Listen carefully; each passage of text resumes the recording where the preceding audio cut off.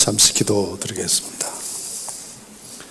거룩하신 하나님, 주께서 우리를 축복하시는 거룩한 날에 저희가 함께 모여 하나님께 예배드리게 하시니 감사합니다. 이제는 저희가 주의 말씀 듣기 위해 주 앞에 머리 숙였습니다. 주 하나님, 성령으로 저희 가운데 임재하시고 친히 우리에게 말씀해 주셔서 저희가 다 하나님의 음성을 듣는 시간이 되도록 역사해 주시옵소서. 예수님 이름으로 기도하옵나이다. 아멘. 여러분 안녕하셨습니까? 손다림 목사입니다. 박수는 2번이나 받았는데 박수값을 하긴 해야 될 텐데 기도해 주시기 바랍니다. 국내에서도 걱정이 많은 시간을 보내다가 왔습니다. 어떤 분들은 태극기를 들고 어떤 분들은 촛불을 켭니다. 또 다른 많은 사람들은 이 양극단의 충돌이 우리에게 가져올 불안한 미래를 걱정하기도 합니다. 세계 역사 속에서는 미국 트럼프 대통령의 재등장으로 염려와 걱정이 많아지는 나라들이 매우 많아졌습니다. 이런 상황 속에서 이 시대와 역사가 우리 그리스도인들에게 요구하는 것이 무엇이겠습니까? 이 어려운 시대를 위해서 기도해 주십시오라는 것일 겁니다. 또 이 상황에서 주님께서 우리에게 명령하시는 말은 무엇이겠습니까?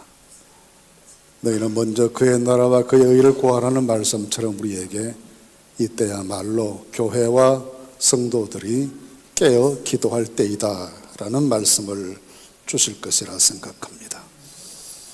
이런 세계사적인 큰일, 거대 담론만이 아니고 우리 개인의 개인적인 삶에 있어서도 기도는 참으로 중요한 요소입니다. 우리 기억 속에 지난 날들의 신앙생활 중에 그때 참 예수 재밌게 잘 믿었지 라고 생각되는 시기가 있을 수 있는데 대체로 그런 때는 우리가 기도를 많이 하던 시기입니다. 기도 많이 해서는 일도 많이 했고 열정적인 헌신과 수고를 아끼지 않으면서도 마음에 감사와 기쁨이 넘쳤던 시기가 기도가 많았던 시기입니다. 그럴 때를 기억해 보시면 참 좋았지, 참 은혜로웠지, 참 예수 믿는 것처럼 잘 믿었지 라는 생각이 우리 마음속에 저절로 나타나게 됩니다.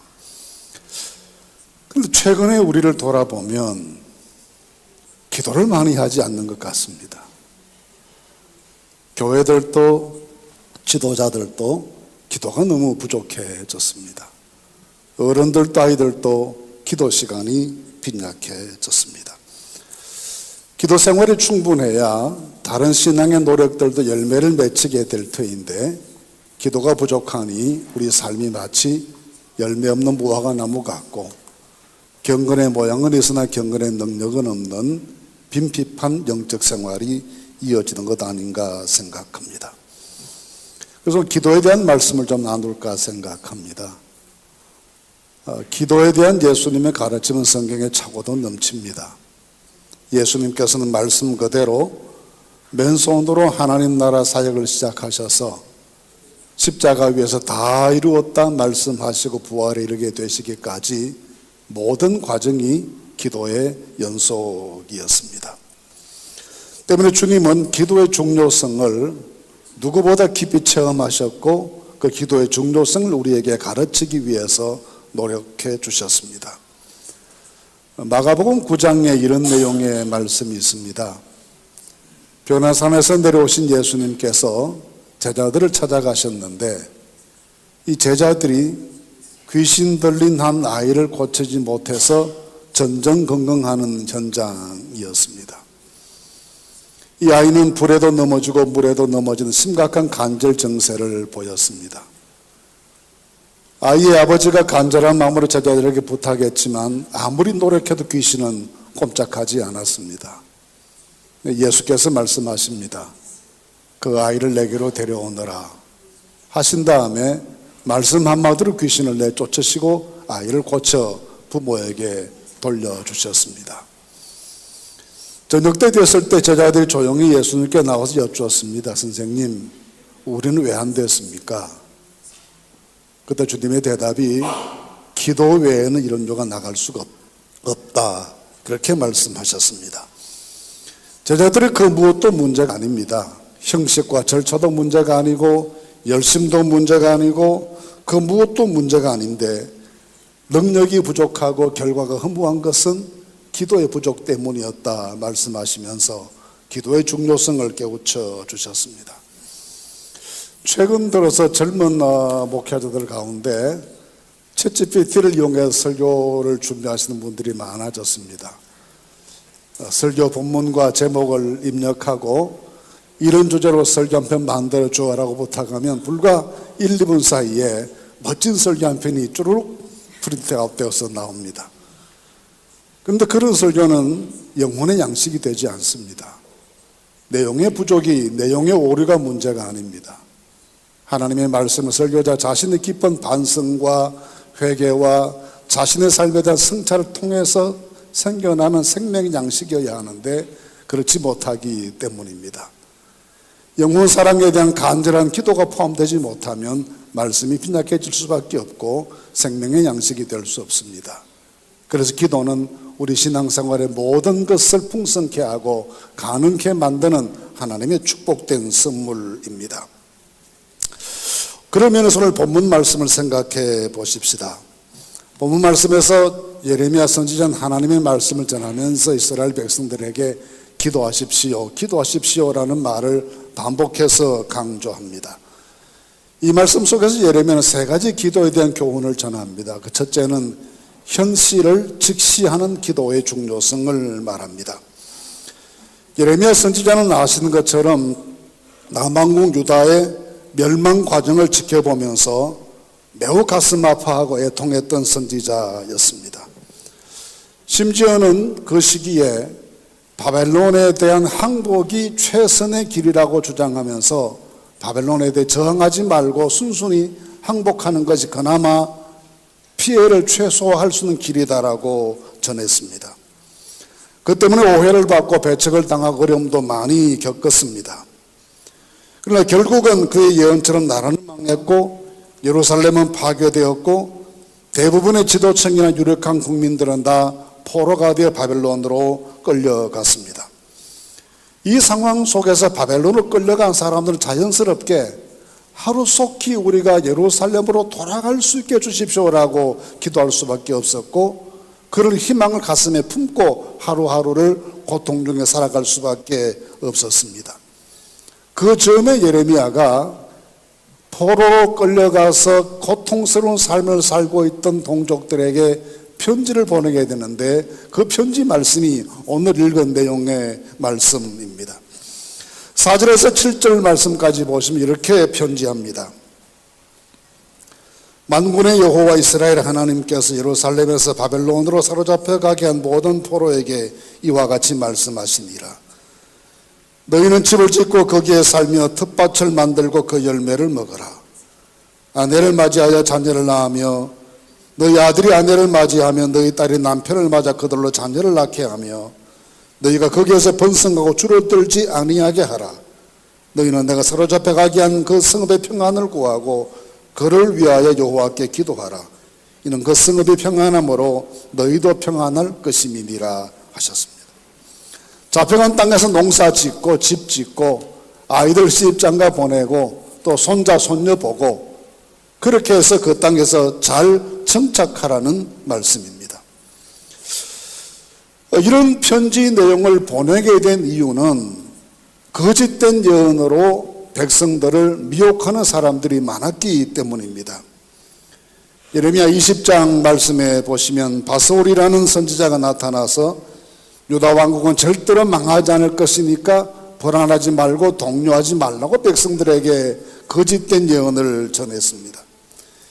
28장에는 하나냐라는 자가 나타나서 유다의 포로로 잡혀간 모든 포로들과 빼앗겨간 모든 물건들이 2년 안에 다 돌아올 것이기 때문에 걱정할 것이 없다라고 미혹했습니다.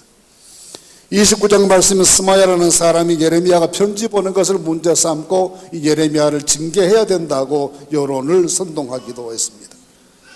그러나 그 모든 사람들에 대해서 예레미야는 여호와께서 너를 보내지 아니하셨거늘 내가 이 백성의 거짓을 믿게 하는 도다라고 저항하고 규탄합니다.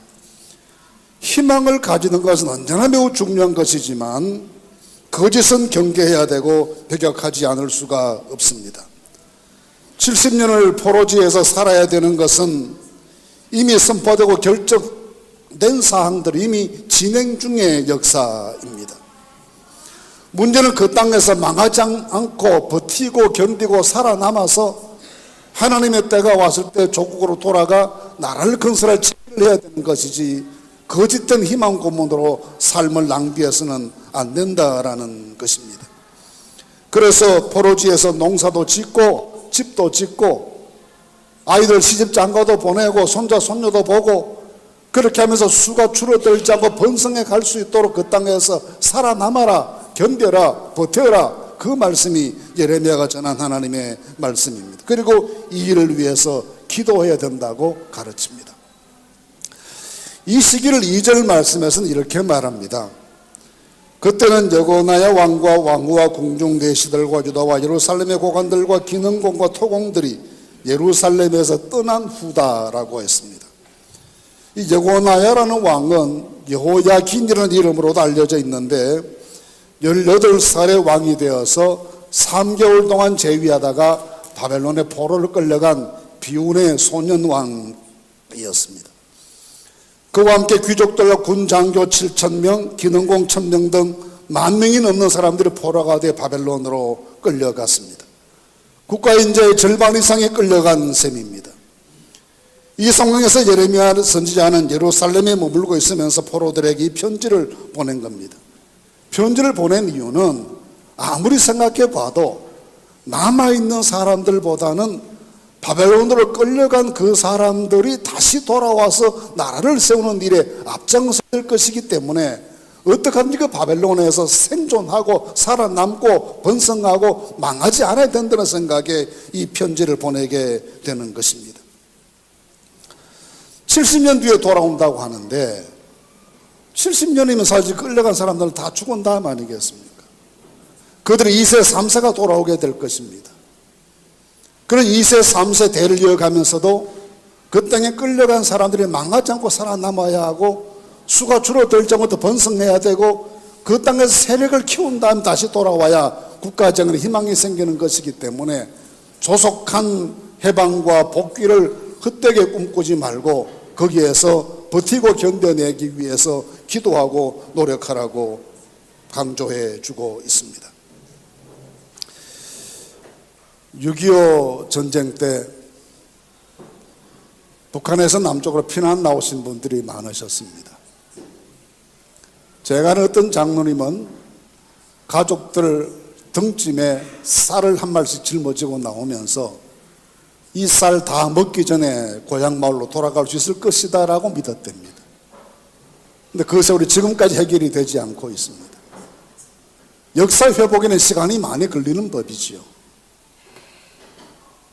바벨론으로 포로를 끌려갔던 사람들이 다시 돌아갈 수 있기 위해서는 긴 시간이 필요하고 그 하나님의 때가 되기까지 과정은 고통스럽기도 하고 실망스럽기도 하고 어렵기도 합니다. 그 과정 중에 포기하지 않고 버티고 견디면서 내일을 도모할 수 있는 것이 지혜로운 사람의 자세라는 것입니다. 지혜로운 사람은 현실의 상황을 인정하고 그 자리에서 다시 시작하고 꿈꾸기 위해서 기도하는 사람입니다. 아무리 노력해도 내 힘으로 어떻게 할 수 없는 현실 때문에 삶이 고통스럽고 짐이 무거울 때는 기도해야 될 시기입니다. 참을 수 있고 이길 수 있고 미래를 만들 수 있기 위해서는 충분한 기도가 필요합니다. 여러분께서 이 낯선 땅 파리에서 살아남고 견디고 아이들 잘 키우시고 번성해야 합니다.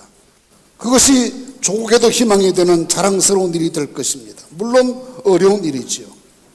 그래서 예레미야는 외국 땅 힘든 삶을 살아가는 당시의 디아스포라들에게 견디고 버텨라, 살아남아라, 그러기 위해서 기도하라고 권고해주고 있습니다. 여러분 더 많이 기도하시기를 바랍니다. 충분히 기도하실 수 있기를 바랍니다.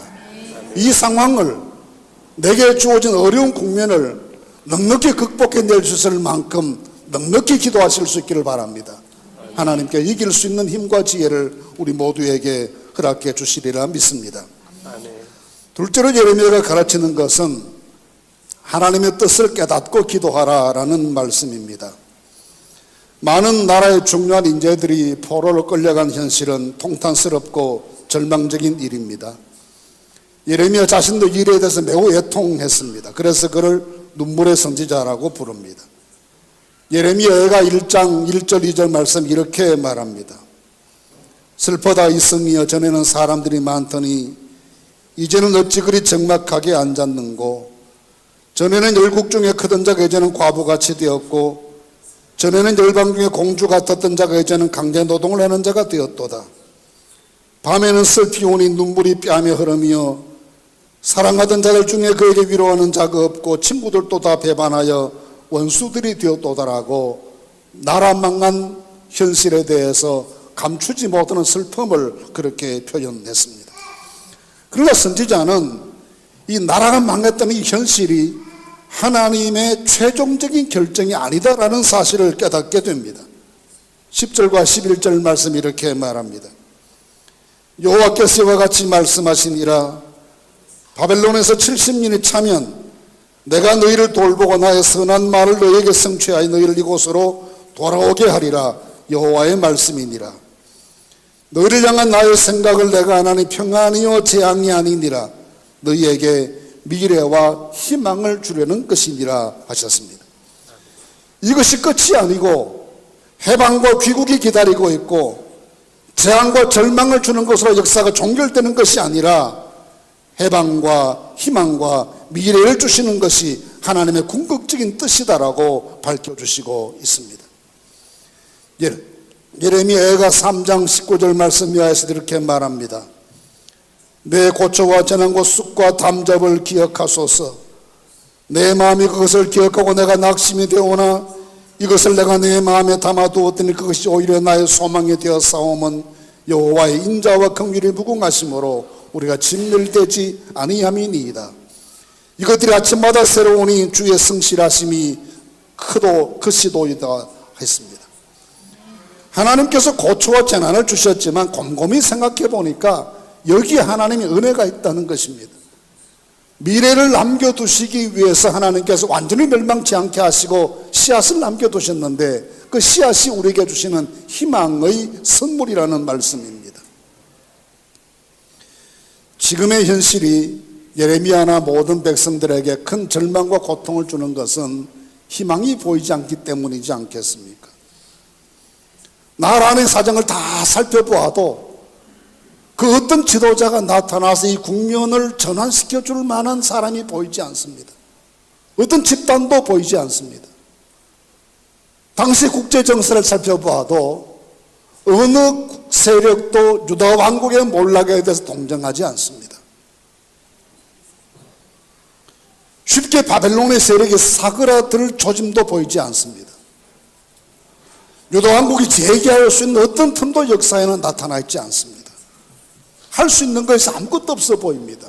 그래서 더 절망적이고 더 슬프게 됩니다. 그런데 하나님께서는 내가 너에게 평안과 미래와 희망을 주려 한다라고 말씀하십니다.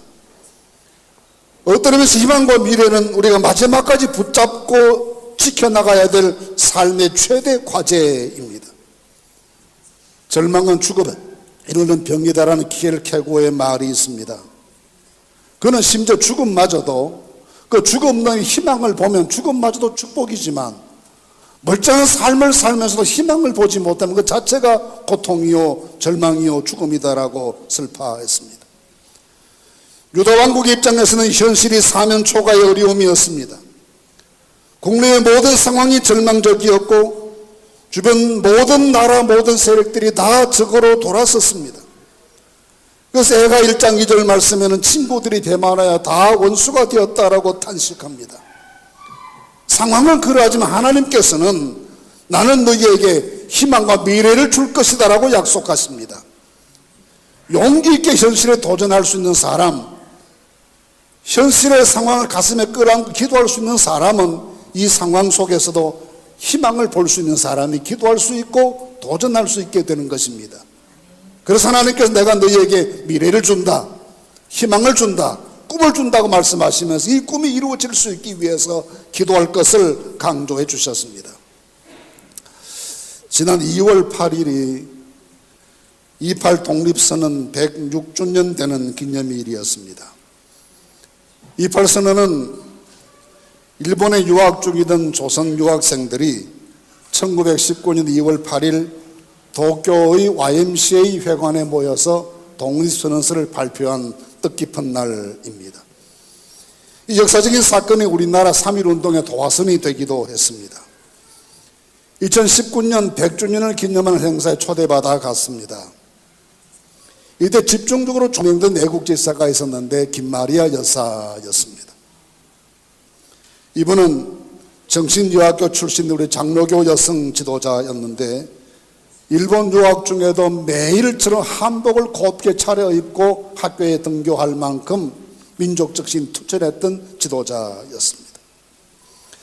28 사건 이후에 귀국하면서는 일본 옷 기모노를 입고 들어왔습니다.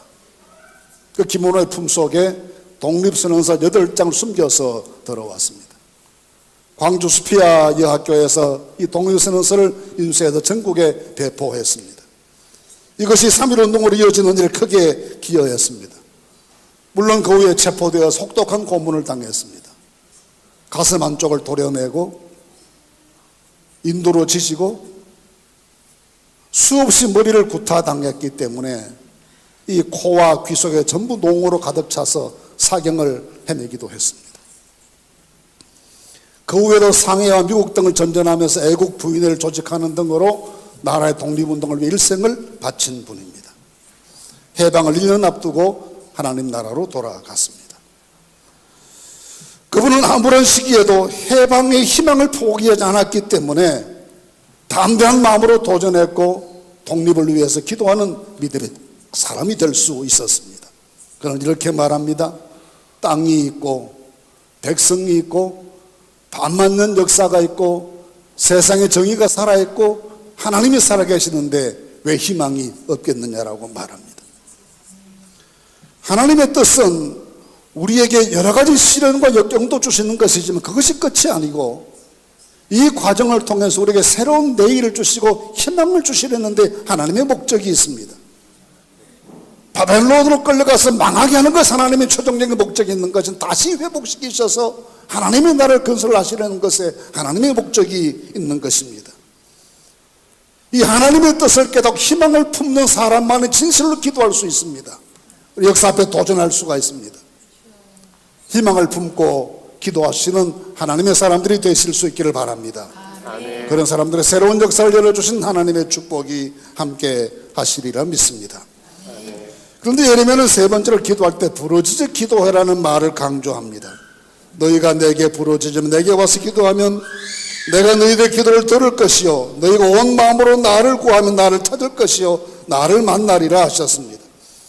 부르짖어 기도하고 온 마음으로 하나님을 찾을 것을 당부하셨습니다. 그래야지면 우리 기도를 들으시고 만나 주시겠다고 약속하십니다. 이 말씀은 기도에 대한 매우 중요한 가르침이죠. 이스라엘 나라가 망한 다음 이스라엘 사람들에게 혼란스러운 게 있었습니다. 하나님이 성전에 계신다고 생각했거든요. 근데 성전이 없어졌습니다. 성전이 불타서 파괴됐습니다. 하나님 지금 어디 계시겠냐는 겁니다. 하나님이 성전에 계시는데 성전이 없어졌으니 하나님 어디 계시겠냐는 것이 그들의 생각, 궁금함, 혼란스러움이었습니다. 그런데 예레미야는 바벨론의 포로를 끌려가는 사람들이 거기에서 기도하라고 합니다.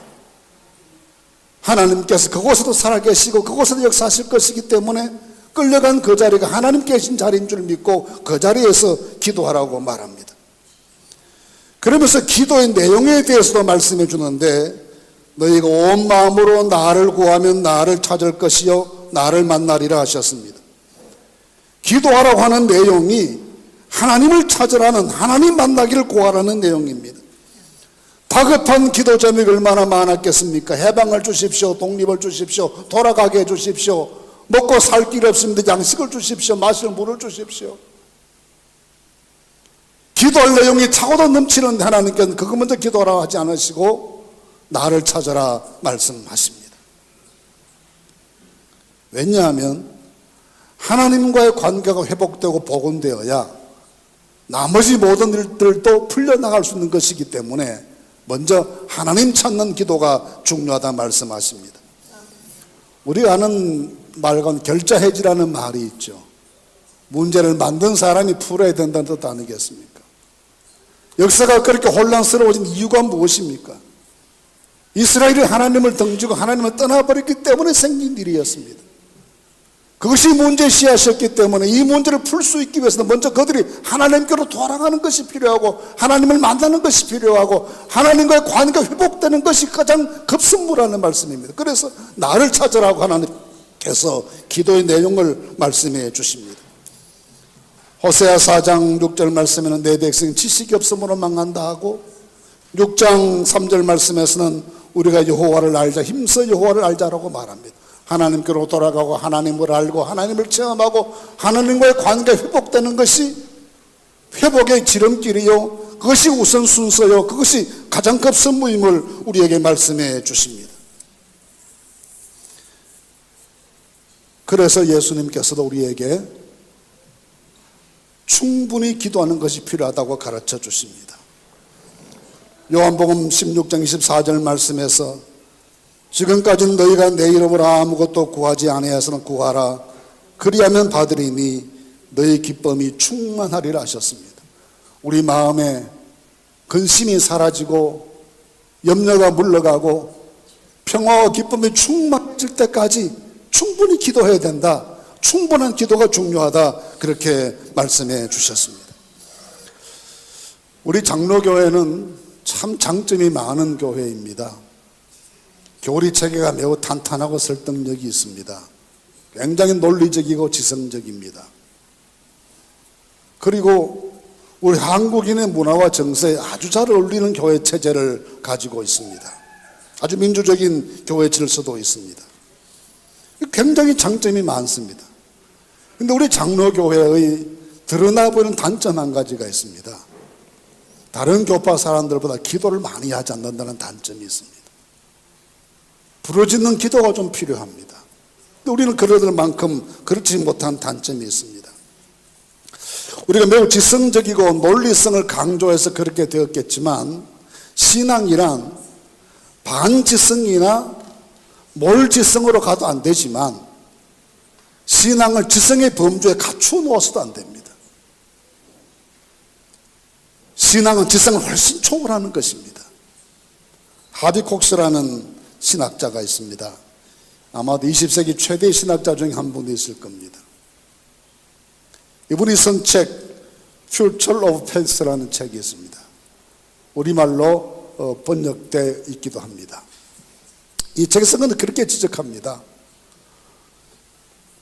지성의 기독교에 체험의 기독교가 융합되어야 미래가 있다. 그러면서 욥기 42장 말씀을 인용합니다. 욥이 그 고통 시련 다 그친 다음에 그렇게 고백하죠. 하나님, 제가 지금까지는 귀로 듣기만 하였는데 이제서 제가 눈으로 주님을 뵙습니다. 귀로 듣는 논리의 신앙에서 눈으로 주님을 뵙는 체험의 신앙으로 제가 성숙했습니다라는 겁니다.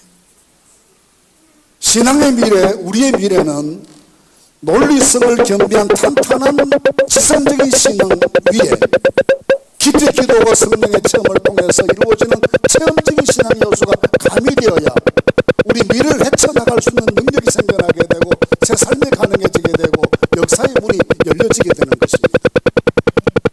우리의 든든한 교리적인 신학적인 바탕 위에 하나님께 깊이 기도는 체험적인 신앙에 보태주셔서